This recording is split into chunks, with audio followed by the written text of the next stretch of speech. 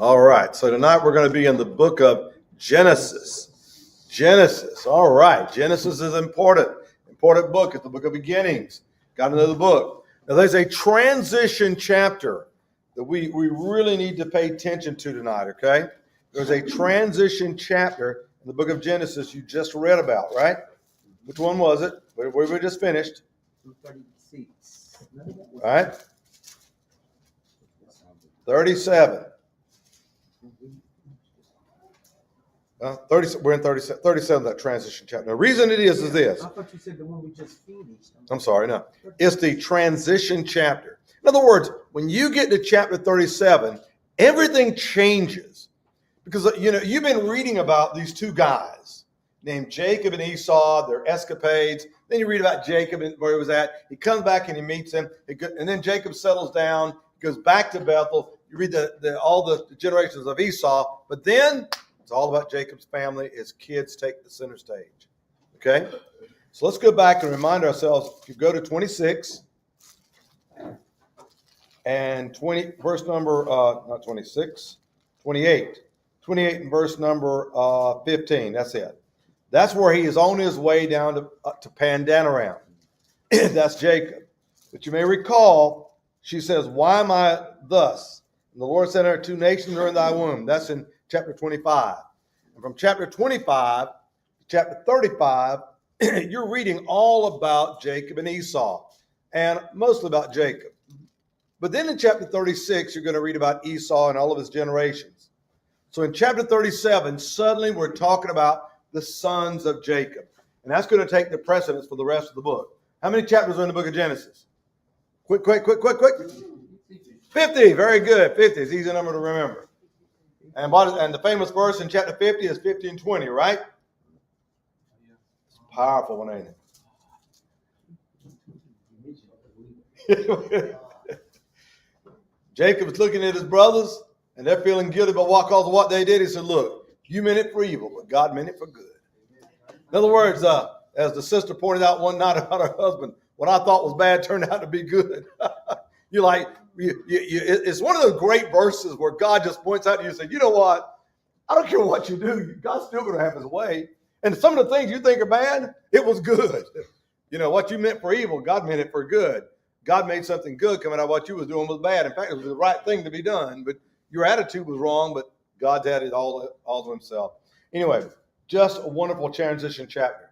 So we began in the book of Genesis, chapter 37, reminding ourselves about the sons of Jacob. Now, I'm going to ask you, I'm going to look up this way.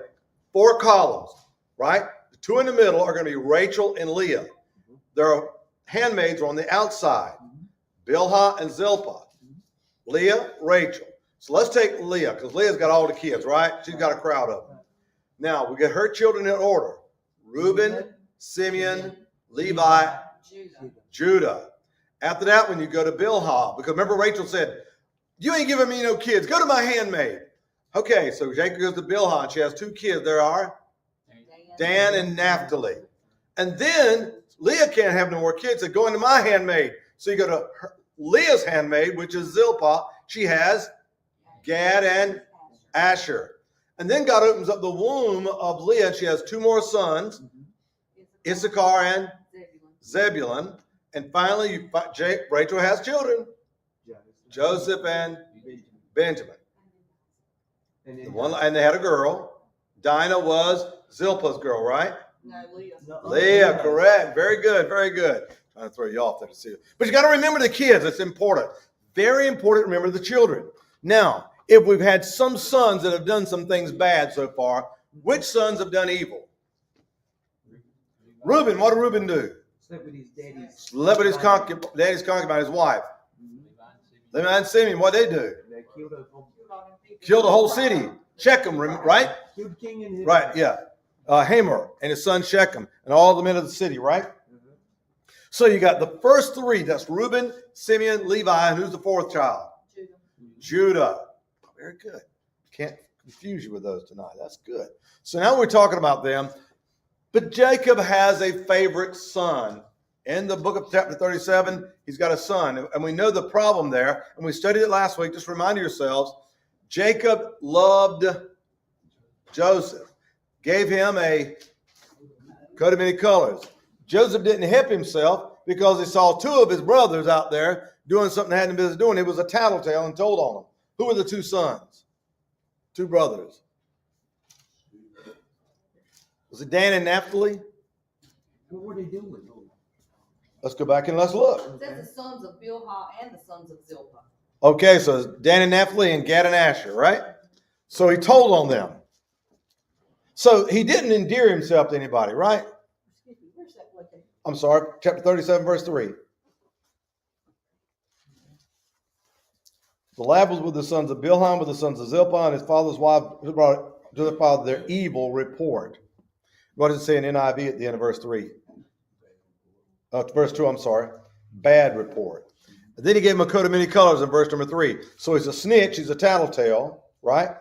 First thing it says is, Joseph is 17 years old, and what does he do? He brings back an evil report, so he's a tattletale.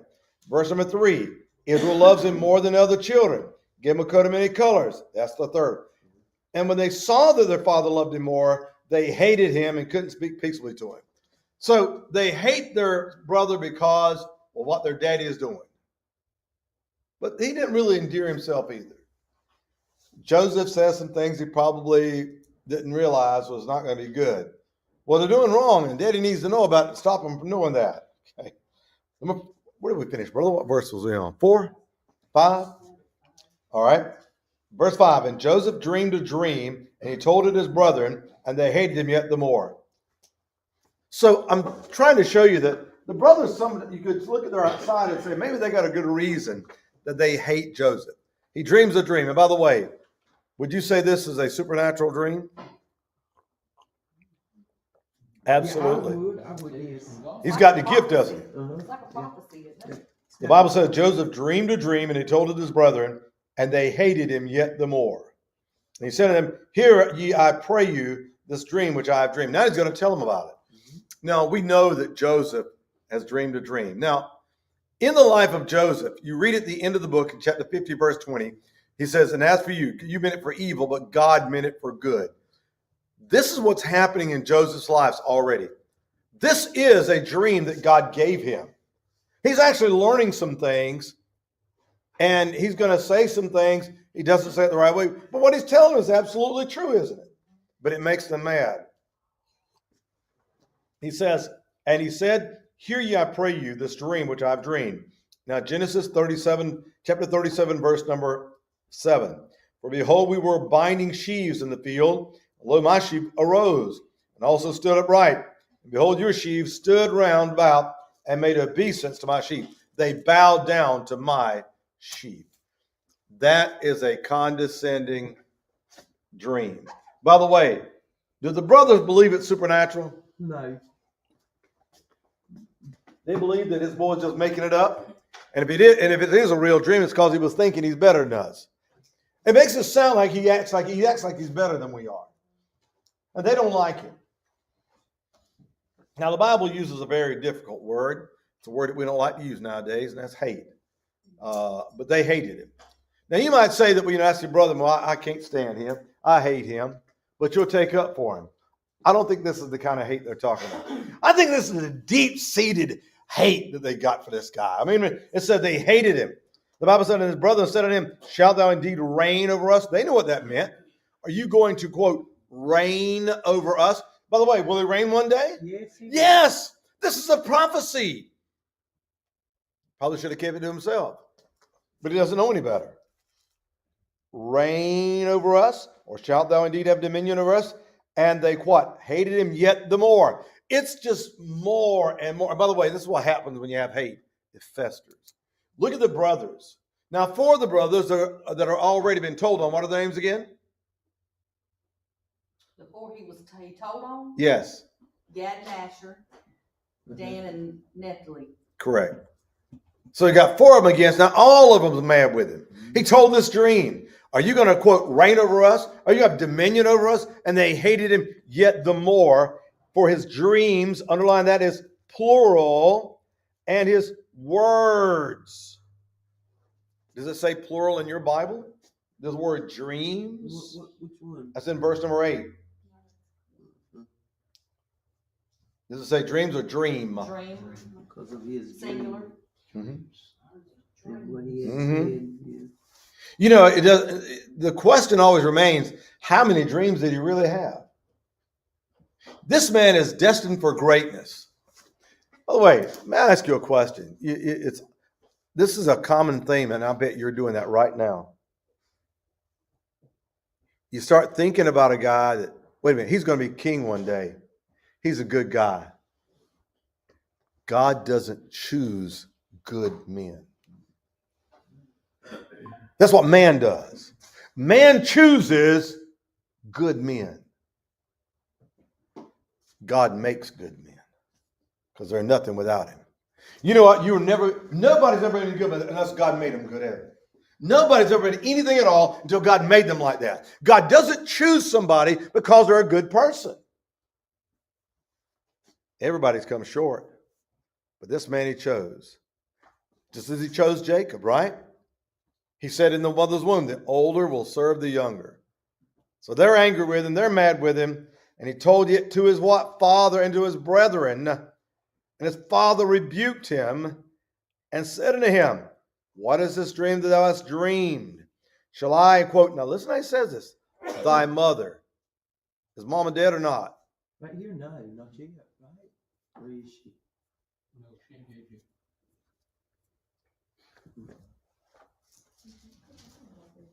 Oh, wait a minute. Let's go back and look.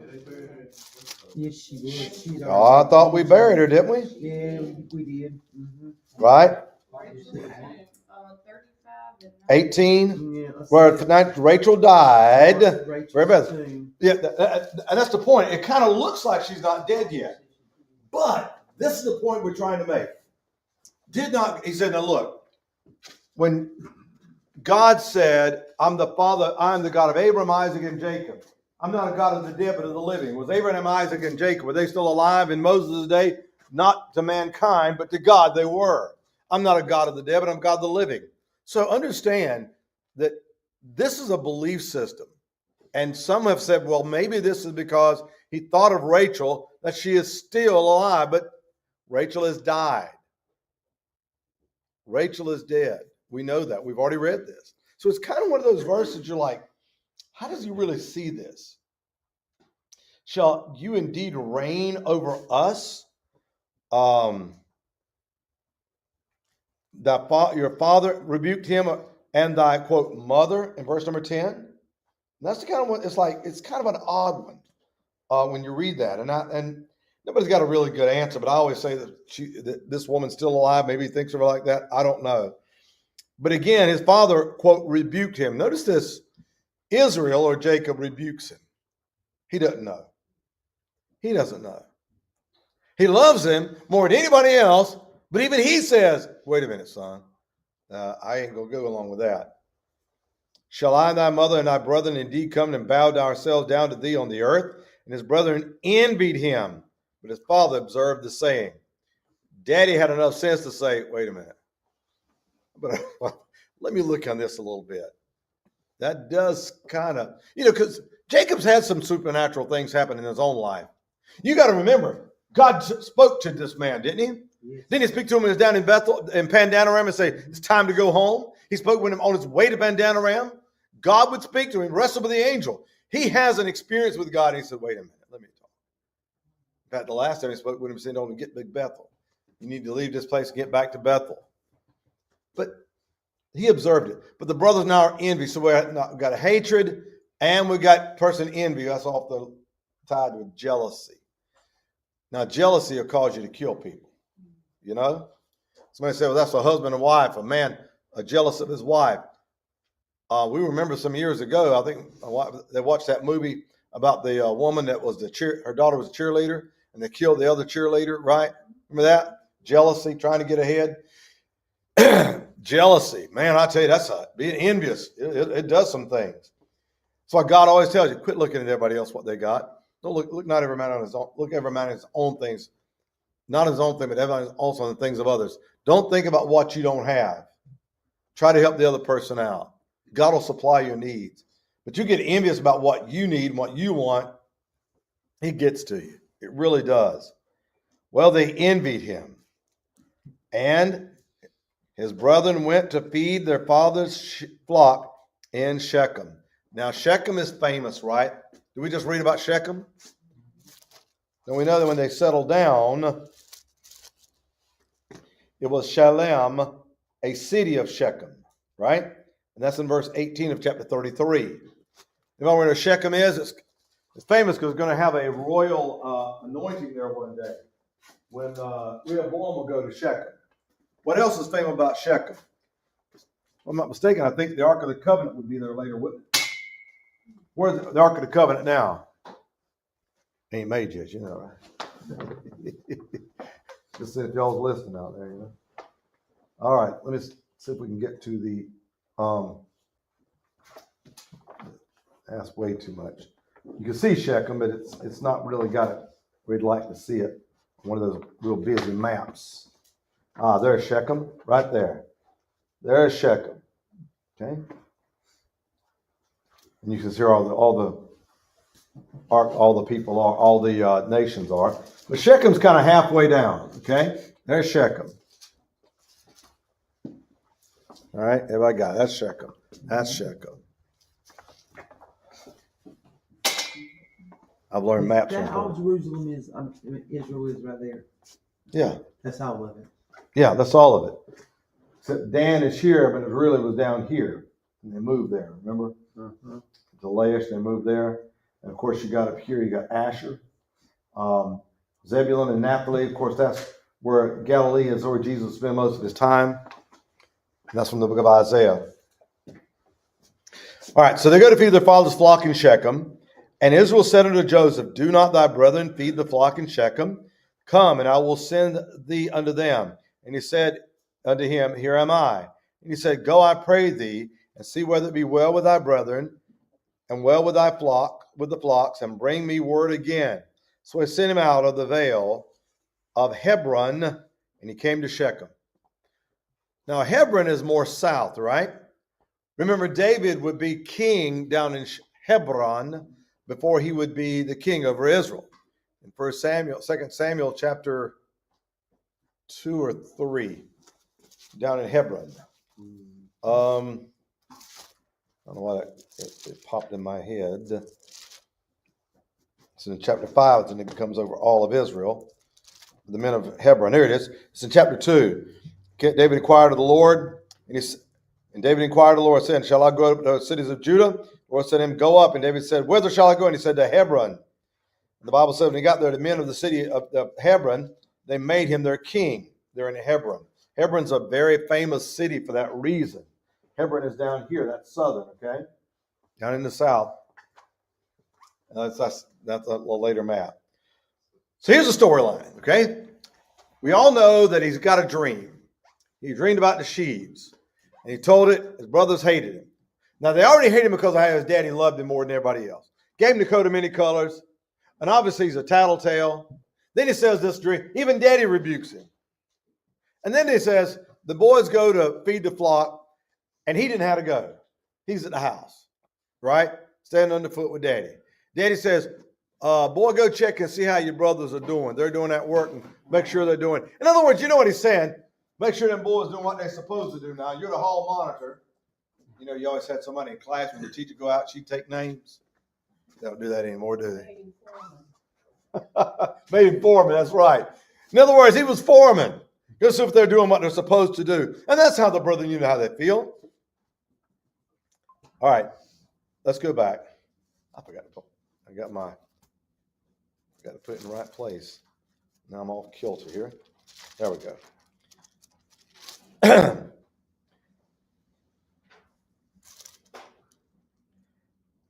And he said, verse 15, and a certain man found him, and behold, he was wandering in the field. And the man asked him, saying, what seekest thou? And he said, I seek my brethren. Tell me, I pray thee, where they feed all their flocks. And the man said, they are departed hence. For I heard that they said, let us go to Dothan. And Joseph went after his brethren and found them in Dothan. So when you ask the quiz next week, so where did he find them? Dothan. Joseph went after his brethren and found them in Dothan. When they saw him afar off, even before he came near unto them, they, and then you can underline this if you do, conspired against him to slay him. That's hatred. Wow. We're going to kill it. Now, conspire means we're going to premeditate this murder. We're going to figure out how do we do it. We need a plan before he gets here. And guess what? It was just all in their hearts and minds. They want to kill him. That's some hatred. And we got hatred, but that's some deep-seated hatred when it's your own family. You know what? It just bothers me today and angry with their daddy. Their daddy caused all of it, didn't he? If their father wouldn't have got in that coat of many colors, if daddy wouldn't have played favorites, he'd just been like everybody else. Playing favorites with your kids gets you in trouble, brothers and sisters. Even when you got one child, you give them all the attention. Why? Well, she's the troublemaker, but she gets all the attention. Still trouble. Be careful. But playing favorites is always a problem. You know, boys just love them. And sitcoms always made fun of those things, you know, because that's exactly people play favorites, don't realize they're playing favorites. So they conspired against him to slay him. They said unto one to another, they said one to another, quote, one to another. That means they all say, hey, behold, this dreamer cometh. Now we know what the real problem was. He said, his sheaves would bow down. He says he's going to reign over us. Why? Because that's what the dream was about. The dream was about his reign over them. He's better than us. Look at the guy that says he's better than us. Behold, the dreamer cometh. And remember, it's not just he had a dream. Hey, I had a dream, man. Guess what? It's going to rain good this year. Have a good crop. I mean, that's not going to bother them that much. But the thing was, he had a dream that y'all going to be bow down to me. Goodness, that's behold, the dreamer cometh. Go ahead. Do you think some time has passed since he had that dream? Is he Yes. 17 or is he? I think he's still that young. Absolutely. I don't think he's an old guy at all. It says, was it 17 he was his age? Yeah, he's a young boy, and I think that's just, he's youth, immaturity. Sometimes we say things we shouldn't say. What was that they said about Elon Musk? It's somebody only 19 years old was doing that stuff. And I thought to myself, man, I was 19, I was married. I was grown. You think of kids nowadays because they don't let them grow up, Brother Andre, how old was you when your daddy told you, go to that field, that trap, and didn't even go out there with you?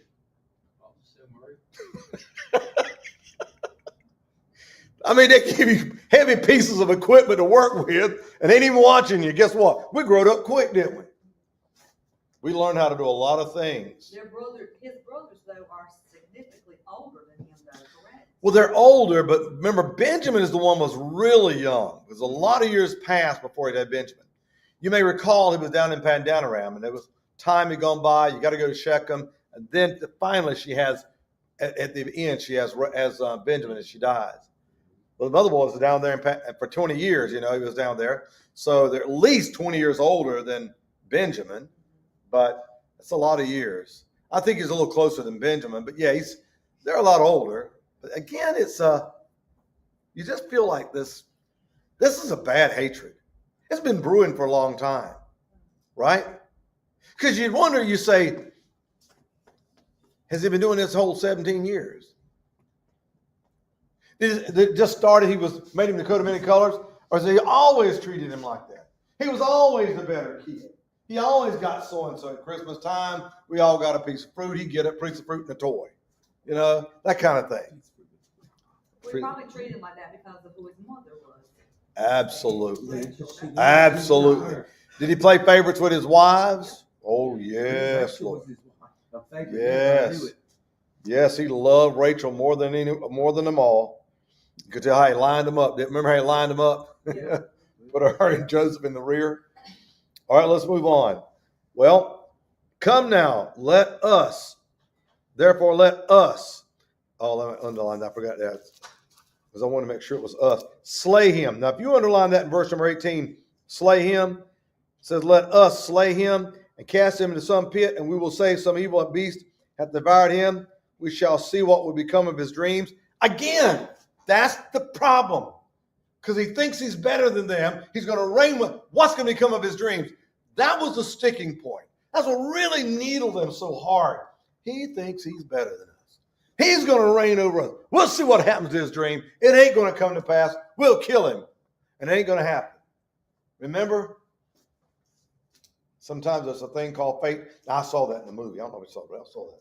There was a movie came on years ago. It comes on AMC. I think now they clean it up. It was called The Matrix.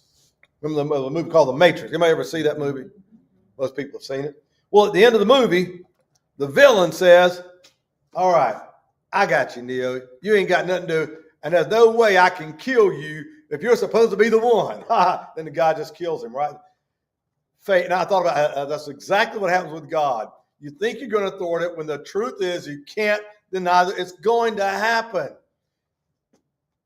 By the way, you know that's based a lot of biblical principles.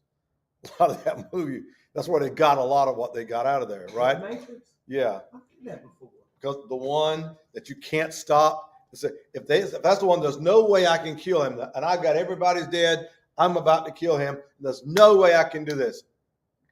What happens? You don't get to do it. You think you're going to thwart God. Again, if you haven't done it yet, please quickly turn to Genesis 50:20. You have to just peek at it. Just peek at it. Just get it into your head just once.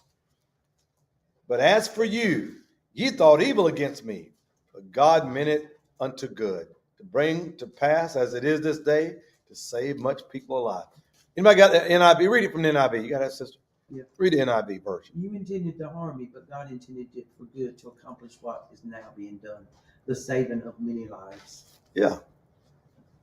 What you mean for evil, God meant for good. That's why I love the King James Version. It says evil and good. I mean, it's just the exact, you're going to do the worst. By the way, this is the worst. They're going to kill him, right? And you notice how this conspiracy is? Let us. We'll see what happens to his dreams now. And Reuben heard it. Now, Reuben's the fourth. He's the oldest of all of them. And the oldest boy says, Reuben heard it, and he delivered him out of their hands and said, let us not kill it. The voice of reason. The oldest boy says, well, let's not kill it. I'm old enough to know that, we need some logical people like Gamaliel. Remember? Guys, look. A lot of guys that come out saying there's Christ, and they've come to know. This guy, ain't nothing going to happen to him. He ain't going to last long anyway. But now if it's of God, you're fighting against God. Just, some good common sense. Reuben says, let us not kill him. And Reuben said to them, shed no blood. Underline that in your Bible if you would, please. Shed no blood. But cast him into this pit that is in the wilderness, and lay no hand upon him, that he might rid him out of their hands to deliver him out of his father again. Reuben is different. Reuben steps up and says no. And he doesn't tell them. But you know what his intention was? Take him back to his father. That's right. Deliver to his father again.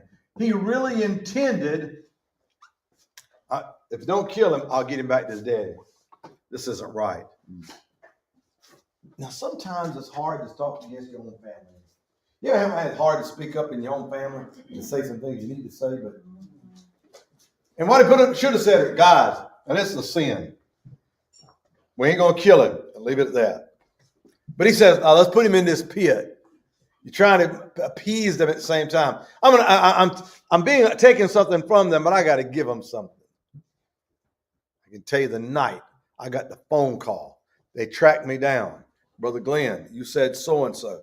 Yes, I did say that. Well, you got to say some things, give them a little salve. You got to soothe some wounds when you say those kinds of things. It just didn't dawn on me that if I said something like that, that I was supposed to give a counter offer and say something good for them, right? How many of you remember when we studied the book of Judges?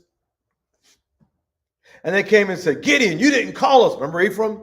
You didn't call us and we would have been there. Hey, guys, I'm sorry I didn't call y'all, but you guys are great warriors and you captured so-and-so. Yeah, you're right, we did that. They did the same thing to Jephthah. Remember Jephthah? You said, what? Come here. He just killed them and slaughtered them. How dare you say that? I'm not tell you something good. Gideon had that same attitude. Well, just put him in the pit. Just put him in the pit instead. Shouldn't have done that, but he did. Put him in a pit instead. And it came to pass when Joseph was coming to his brethren that they, oh my goodness, look at this. They got him by themselves. Daddy ain't around. Stripped Joseph out of his coat of many colors that was on him. Why? That was the favoritism of the father. What are they going after?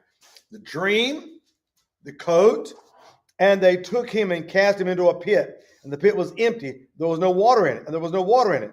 And they sat, listen to this. Underline this in your Bible. They sat down to eat bread.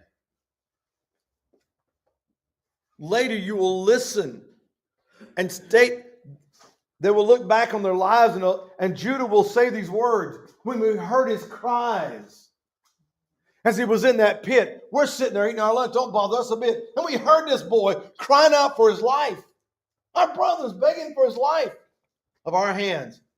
And we heard him and we didn't do a thing about it. You remember, you may recall, because it'll be Judah, when it comes to all the things that are wrong, when they go down to Egypt and they meet Joseph, that Judah's the one who has those remarkable words that just, it's not that it exonerates him, but you see something different about him. But here, no. They sat down to eat bread. Oh my goodness. And you know he was pleading, That boy- begging, and they just sat there and ate. Mm-hmm. I can see where it is on my Bible.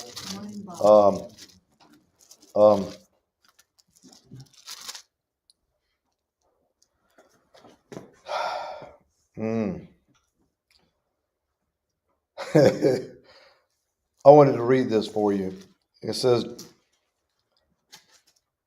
we have a father, an old man, and have the child of his old age, a little one, and his brother is dead. And thou saidst to thy servant, bring down hither. That's not what I want to read, but it's certainly, that was Judah's remarks. I can't find, that's in chapter 44, some of the remarks of Judah later. Well, let's finish up where we are tonight. All right, so they sat down to eat, and they looked, and behold, a company of, quote, Ishmaelites came from Gilead, and their camels bearing spicery and balm and myrrh, going to carry it down to, underline this, Egypt. And Judah said unto his brother, a prophet is if we slay our brother and conceal his blood. Come, let us sell him. Judah has the same idea as Reuben. Hey, it's not going to do us any good to kill him. What profit is it? What profit is it if we slay our brother and conceal his blood and say and conceal it? No, let us sell him. To whom? Ishmaelites, that's the ones they just saw. And let not our hand be upon him, for he is our brother and our flesh. And the brethren were content. That means satisfied. They agree with the plan. All right, okay, we'll agree with that. So out of the 12, you got 2. Out of the 12, you got 2. That's kind of a unique number, 12 out of 2. Where are you going to read that again? Go ahead, you got 12, and out of them, 2 has got the right idea. There you go, with the day of provocation, right? Yeah. You got 2 men, Oshia or Joshua and Caleb, to come up with a good idea. The others weren't.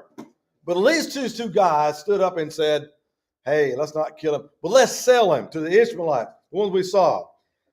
Then there passed by Midianites, merchantmen, and they drew up and lifted up Joseph out of the pit and sold Joseph to the Ishmaelites for 20 pieces of silver, and they brought Joseph into Egypt. There came by, however, some Midianites. And what they did, the brothers was going to sell him, right? But they live in the pit. These Midianites come and find him. They pick him up and say, hey, he belongs to us. Y'all want to buy him? And they make the profit off of him. And they sell him to the Ishmaelites. Now, the brethren don't know what's going on, but it says here, and then there passed by Midianites, merchantmen. They drew and lifted up Joseph out of the pit. Merchantmen. They buy and sell. Midianites. And they sold him for 20 pieces of silver. That's unique. Was Jesus sold for the same amount? I didn't know yet being sold. They'll find out here in a second. They'll find out. How did they know? They were sitting there eating. How did they know that Ishmael? They're far away. They didn't know it. They're not right there next to them. But the Midianites come by and give him, and they pick him up out of there. And the guys that they were going to sell him to, they sell him to him. But it says it was 30 pieces of silver that Jesus was sold for, right? Right. And he returned on his brethren. Excuse me, I'm sorry. Verse number 28. And Reuben returned unto the pit. See, there we're going. He goes back to the pit. And behold, Joseph was not in the pit. And he rent his clothes. And he returned unto his brother and said, the child is not. And I, whither shall I go? And they took Joseph's coat, killed a kid of the goats, and dipped the coat in the blood. And they sent the coat of many colors. And they sent the coat of many colors. And they brought it to their father and said, this we found. This have we found. Know now whether it be thy son's coat or no. Daddy, is this your boy's coat? Ain't my brother. They conspired to kill him. Now they conspire to cover. They don't know what happened to him. Now, by the way, what is Israel's last recollection of Joseph? Him sending him out there. Sending him out, right? So he says, you know, he didn't find him. Daddy, we ain't seen him, but we found this coat. Is this his? Is this your boys? We found his coat out here. That was their idea. That's their ploy. They're making an excuse. Okay, go back. Go ahead. Okay, the Midianites and the Israelites. Yes. Explain that again. Okay, there's two groups of people. All right. Here's the way you look at it. All right. So we got the brothers. I'm going to draw the pit black, right? There's the pit. And there's Joseph. All right, there's Joseph. He's in the pit. And then we got the brothers. All the brothers say, let's go over here and we're going to eat. And then they look and they say, man, look up yonder, way in the distance. We see a bunch of those Ishmaelites. And they're on their way. We'll be able to sell them to them. But then these other guys come by, these Midianites, and they say, we got this guy, he belongs to us. Y'all want to buy him? They say, yeah, we'll buy him. You can afford that old. They found him in the pit before the brothers got a chance to get him out. And so now, But it says his brothers pulled Joseph up out of the cistern. his brothers, Yeah, 28. yeah. The Midianites, the merchantmen, and they drew and lifted up Joseph out of and sold Joseph to the Ishmaelites. So in the NIV, it says, so when the Midianite merchants came by, his brothers pulled Joseph up out of the cistern and sold him for 20 shekels of silver to the Ishmaelites, who took him to Egypt. So the King James has it a little different, and that's the rendition I have, but that may be it. That's another version of it. They pulled him out and they sold him, because it says when Reuben came, he saw him not. Mm-hmm. Where is he? Right? He's with the Midianites now. Yeah. Reuben comes back and returns to the pit. That's another. Because you know, Reuben originally said. Reuben tried, and Judah. Judah said the same thing. Let us sell him. So maybe they did. It's hard to tell. But that's the way I always looked at it. Either way, because it looks like the Midianites sold him. Why were the Midianites there? They drew him up, or the brothers drew him up.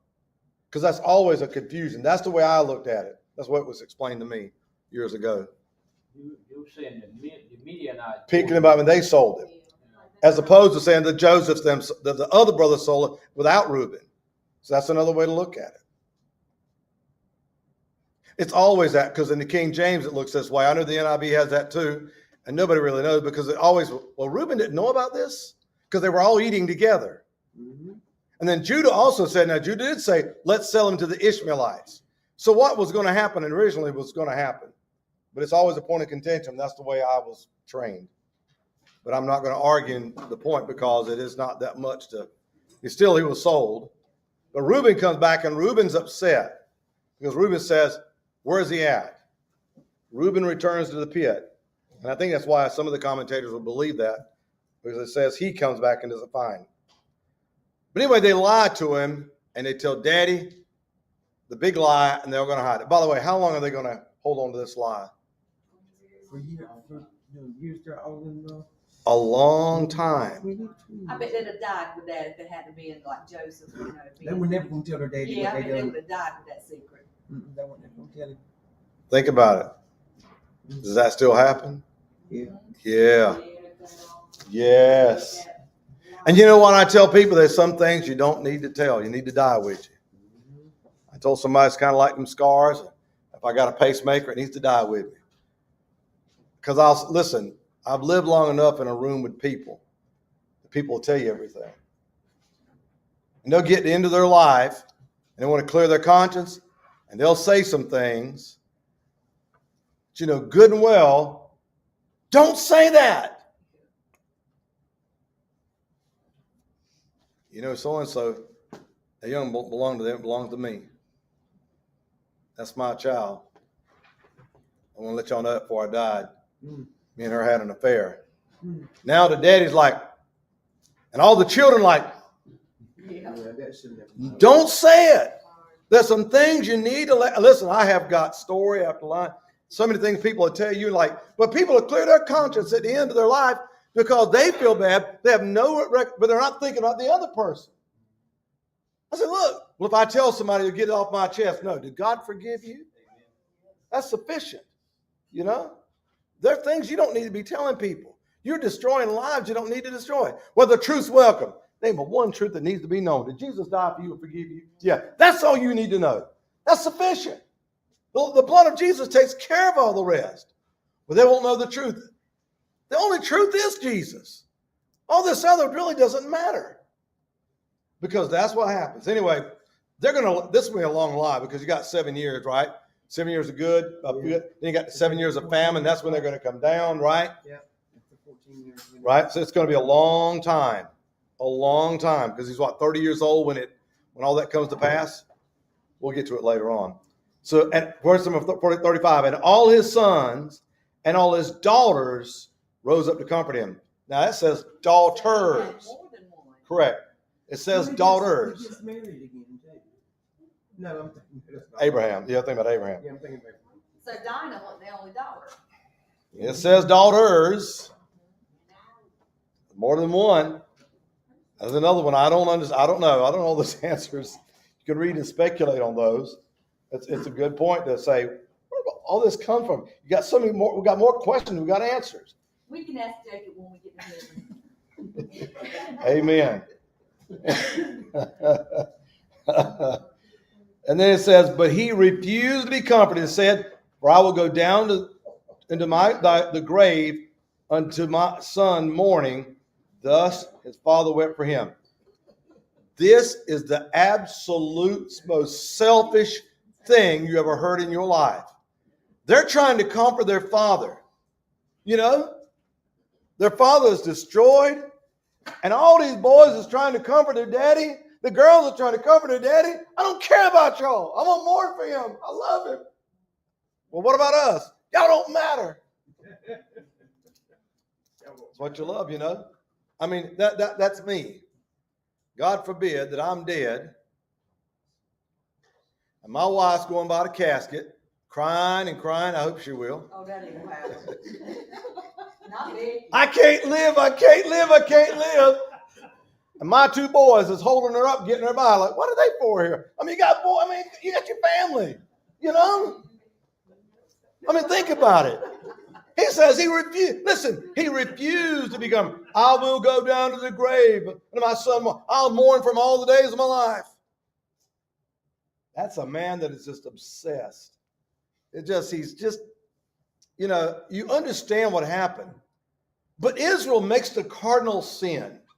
You can't let your joy be on something or someone that's temporary. I mean, you can love your wife, love your husband, love your children, but you can't let that be your joy in your life. Our life is hid with Christ. Our joy is our names are written in heaven, Luke chapter 10.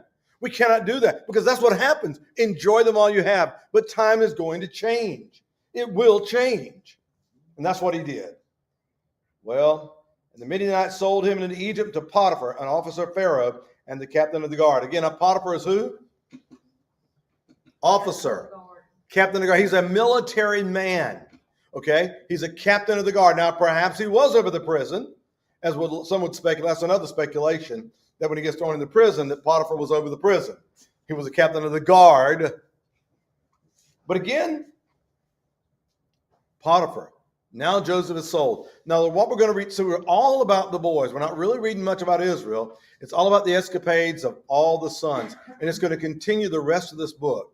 So in chapter 37 and all of chapter 40s till we get to 50, it's all about Joseph. Now, what has Joseph learned right now? He's gone from both extremes. He was a prized son who never had to work in his life, to the most hated. It's bad to be hated by everybody, but especially when it's your own family won't have you. Now he's sold. He's in a strange land, and he belongs to someone else. I bet he's humble too.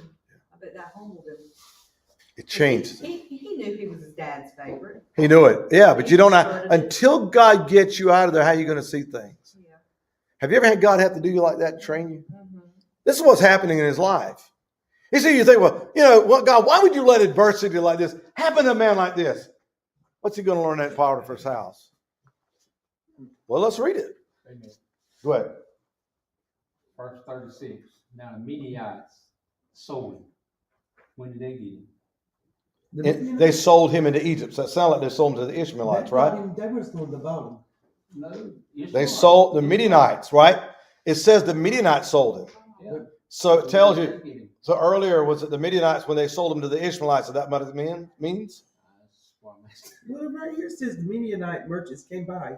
His brothers pulled Joseph up out of the cistern and sold him for 20 shekels. And then in verse 36 it says, Ishmaelites. right? And at the end it says, Who took him to Egypt? and then what it says in verse 36?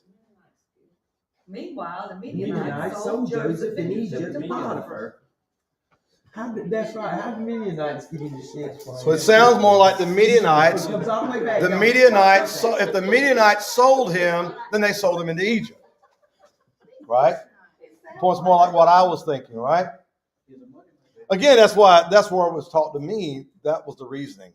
It was the Midianites that sold him. But it's not a point of contention. It's not going to help. But it's a great point. Thank you for bringing that out, brother. What actually happened? Maybe He got sold. Twice. But again, it looks as though if the Midianites sold him originally, they sold him into Egypt, right? If the Midianites are the ones that sold him, they sold him into Egypt. Potiphar's got him now, right? He won't be sold to nobody else. No, but he go ahead. 39:1 says the Ishmaelites And- sold him in Egypt. 39 and verse 1. Yes, ma'am. The Ishmaelites. It's the Ishmaelites, Midianites. The Ishmaelites which brought him. Who are the Ishmaelites? Ishmael. Midianites. Where's the priest of Midian from? Midian. Who's the priest of Midian? Jethro. Egypt. Moses' father-in-law. Correct. There's a land of Midian, correct? Right. Right? The Midianitish women who are along there interspersed along with the Moabites in Numbers chapter 22, correct? We don't know who sold him. I mean, the Bible tells who sold him. Yeah. It's a great point. It's a great point. That's a great But point. the Bible's not. But again, it sounds more like the Midianites sold them to the Ishmaelites, and so the Midianites are the ones that sold them down to Egypt. All right. Now, when he's down with Potiphar, he's going to learn organizational skills. He's going to learn how to run a household. He's going to learn about employees. He's going to learn about how to pay people because he has to do everything. The only thing that he does, Potiphar, is absolutely his job. Everything is run by him. He runs an entire organization. He's a very big man as a captain of the guard, right? He's got a lot of money, got a lot of power, prestige, and he's going to learn organizational skills beyond measure. That's what God is doing for him. So what is he going to be doing in Potiphar's house? Show me paint the fence. Show me sand the floor, right? Karate Kid, right? You don't know what God's doing. God is making preparation. What will he learn when he goes to the jail? How do you get people who are against you to do what you want them to do? How do you learn how to organize people that really are ruthless, but you get them organized and get them on your side? To take care of all the prisoners. He's learning things he would have never learned being at home under his daddy's rule. God had to get him out of there. Did you understand this? God had to get him away from his father, from his father's house, and from his kindred. Have you ever heard that? What did his father have to get away from? Yeah, Abraham. Abraham, 3 things. Mhm. I want you to get away from your father's house, from thy kindred, and from thy land, right? That's Genesis 12. Go back and look at it, because this is exactly what happens with Joseph. In chapter 12, verse 1, from out of thy country, from thy kindred, from thy father's house. That's exactly what happens to Joseph. And by the way, do you know why? Because when he left there from Ur, how far did he get before he stopped? Haran, or what we call Pandanaram, right? He got to Pandanaram and he stayed there for a while, didn't he? Did his daddy die? His daddy had to die because he wouldn't leave him. And God told him, you got to leave your father. He left his land, but he didn't leave his father. He got as far as, yeah, he got as far as Pandanaram or Haran. That's where he ended up. He got to Haran. And then, Wait a minute. Where's that? Haran. I see Ur, Haran, when his daddy died, now he goes down here. Okay? And then he still had his nephew, didn't he? And God had him separated from him, right? And God got him separated out. He went down to Sodom, and later he would go to the cave, but God got rid of them, right? Mhm. Now Joseph. Let's see, God can't use you in a place where you are because you just ain't going to see it. For me, it was March 28th, 1984. And my world was shook.